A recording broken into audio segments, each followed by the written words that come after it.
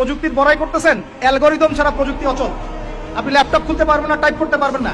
যে বইটা ইসলামের এগেনস্টে লিখেছেন ওই বইটা টাইপ করতে পারবেন না যদি অ্যালগরিদম না থাকে। আর সেই অ্যালগরিদম আবিষ্কার করেছেন একজন মুসলিম মনীষী।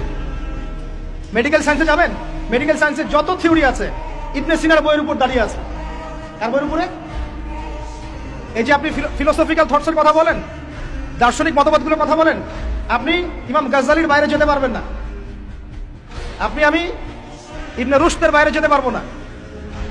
আপনি অ্যাস্ট্রোফিজিক্সের কথা বলেন, কেমিস্ট্রির কথা বলেন, জাবির ইবনে হাইয়ান ছাড়া কেমিস্ট্রি অচল। তোমরা এগুলো জানো না? জীববিজ্ঞান এরা পারবে? জীববিজ্ঞান কি ইবনে সিনার থিওরির বাইরে যেতে পারবে? ম্যাথামেটিক্স ওমর খৈয়ামের বাইরে যেতে পারবে? আল খাওয়ারিজমির বাইরে যেতে পারবে? ইবনে রুশদের বাইরে যেতে পারবে? এরকম বহু নাম বলতে থাকলে সারা রাত যাবে, আমার নোট করা আছে। এমন কোন সাবজেক্ট নাই।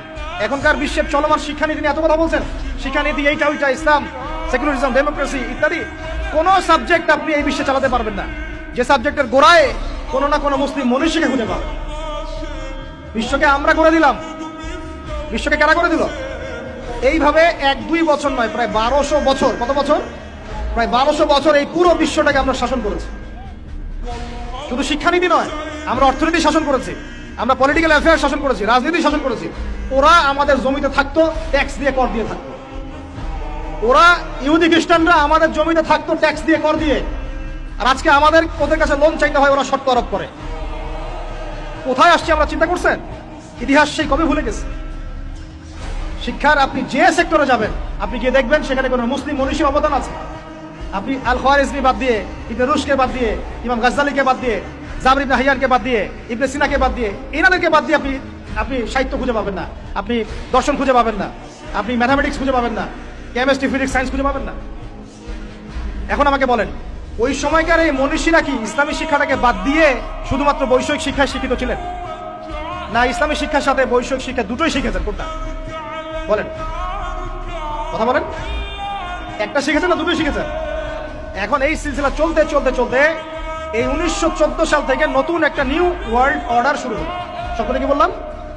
New world order, new world order. আসলে 1914 থেকে না, আমি ভুল বলেছি, এটা ফরাসি বিপ্লব থেকেই শুরু হয়েছে। আর ফরাসি বিপ্লব হয়েছে 1789 না, 1789। এই যে 221 বছরের মতো এই সময়টুকুতেই নতুন একটা ওয়ার্ল্ড অর্ডার এসেছে।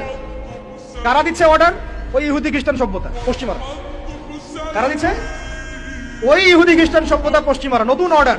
ওরা রাজনীতির ভিত্তি সাজিয়ে দিয়েছে, ওরা খিলাফাকে ধ্বংস করেছে, ওরা ওদের তন্ত্রমন্ত্র দিয়ে মুসলিম দেশগুলোকে বিভক্ত করেছে। প্রত্যেকটা দেশের ভিতরে ভিতরে ওদের মন গড়া মতবাদগুলো ঢুকিয়ে দিয়েছে, প্রত্যেকটা বিষয় তারা ইন্টারফেয়ার করে। ওরা যে অর্থনীতি দিয়েছে ওইটার উপর বিশ্ব দাঁড়িয়ে আছে, ওরা যে মিডিয়া প্রযুক্তি দিচ্ছে ওইগুলোর উপরে আমরা চলছি, ওরা যে শিক্ষার কথা বলছে ওই শিক্ষা আমাদের মধ্যে ঢুকানো হচ্ছে। ওরা একটা গডলেস নাস্তিক জেনারেশন তৈরি করেছে, ওইটা আমরা সৃষ্টি করার চেষ্টা করছি। ওরা যে সুদ দিয়েছে ওর উপর অর্থনীতি চলছে, ওরা যে সংস্কৃতি দিচ্ছে ওই সংস্কৃতি সারা বিশ্বে ছড়িয়ে পড়ছে। ওরা যে পর্নোগ্রাফি চালু করেছে এটা সারা বিশ্বে ছড়িয়ে পড়েছে। ওরা যে মাদকগুলো চালু করেছে সারা বিশ্বে ছড়িয়ে পড়ছে। ওরা যে সংস্কৃতি, বেহায়াপনা, জেনা, প্রিমিক্সিং, সমকামিতা, ট্রান্সজেন্ডার একটা একটা ইস্যু ছাড়ছে, আস্তে আস্তে সারা বিশ্বে এগুলো ছড়ায় পড়তেছে। শিক্ষানীতির বাইরে নয়, ওই জিনিসটাই বাস্তবায়ন করার চেষ্টা আমরা আবার নতুন করে করছি। এটা নিউ ওয়ার্ল্ড অর্ডার বাস্তবায়ন করছি আমরা লাস্ট 100 বছর থেকে বেশি। এই করতে করতে করতে শিক্ষা এখন 2 ভাগে ভাগ হয়ে গেছে। কয় ভাগে ভাই? একটা জেনারেল স্কুল অফ থট বা সেকুলার স্কুল অফ থট, একটা হলো ইসলামিক স্কুল অফ থট। আমার সাথে বলেন, একটা সেকুলার স্কুল অফ থট, একটা Islamic school of thought. Secular school of থটটা এমন ভাবে সাজানো হচ্ছে, শুরুতে বলেছি 20 বছর পড়বেন, 20টা সূরা মুখস্থ করতে পারবেন। সোজা কথা, এই শিক্ষার মূল উদ্দেশ্য দুনিয়া, দুনিয়া এবং দুনিয়া।